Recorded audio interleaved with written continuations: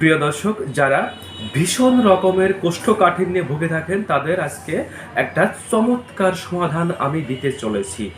তো মনে করুন যে কারো আহ, এত বেশি কোষ্ঠকাঠিন্য যে 2 দিন 3 দিন এমনকি 1 সপ্তাহ পার হয়ে যায়, পায়খানা পরিষ্কার হয় না।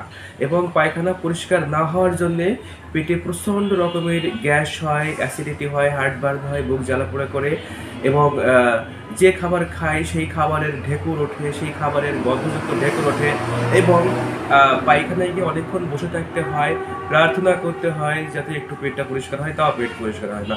2 দিন 3 দিন 1 সপ্তাহ কেটে যায়, কিন্তু পায়খানা নির্গত হতে চায় না। তো এই সমস্ত রোগীদের ক্ষেত্রে যদি সেই রোগীদের শরীরটা একটু জীর্ণ শীর্ণ হয়ে থাকে এবং রোগীরা একটু দুর্বল হয়ে যায় এবং যে কোনো ধরনের মনে করেন যে কোনো ধরনের কোষ্ঠকাঠিন্য, নতুন হোক বা পুরাতন হোক, যে তার কোষ্ঠটা নির্গতই হতে চাচ্ছে না, হ্যাঁ, এবং কোষ্ঠ নির্গত না হওয়ার দরুন মাঝে মাঝে তার কৃমির উপক্রম হচ্ছে এবং মলদ্বার ফেটে যাচ্ছে, মলটা এত শক্ত যে মলদ্বার ফেটে যাচ্ছে, হ্যাঁ, এবং সেখান থেকে অনেক সময় দেখা যাচ্ছে পাইলসের উপক্রম হচ্ছে, হ্যাঁ, মলদ্বার দিয়ে মলদ্বার ফেটে রক্ত পড়ছে। তো এই সমস্ত রোগের ক্ষেত্রে একটি চমৎকার সমাধান হচ্ছে আমি এখন যে ওষুধটা বলছি, আপনারা ট্রাই করতে পারেন।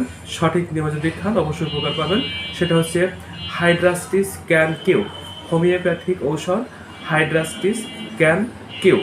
এটা খাওয়ার নিয়ম হচ্ছে প্রত্যেক দিন সকালবেলা এবং বিকেলবেলা খালি পেটে আধা কাপ ঠান্ডা পানি, নর্মাল পানির মধ্যে 3 থেকে 4 ফোঁটা করে ওষুধ মিক্সড করে আপনারা খেয়ে দিবেন। এভাবে কিছুদিন খেলেই দেখবেন যে আপনার সমস্যার সমাধান হয়ে গেছে। তবে যদি এর থেকেও কোনো খারাপ উপসর্গ থেকে থাকে, এর সাথে কোনো খারাপ উপসর্গ থেকে থাকে, কোনো জটিল রোগ ব্যাধি থেকে থাকে, তাহলে অবশ্যই চিকিৎসকের পরামর্শ দেবেন। তো আজ এই পর্যন্তই। সবাই ভালো থাকুন, সুস্থ থাকুন।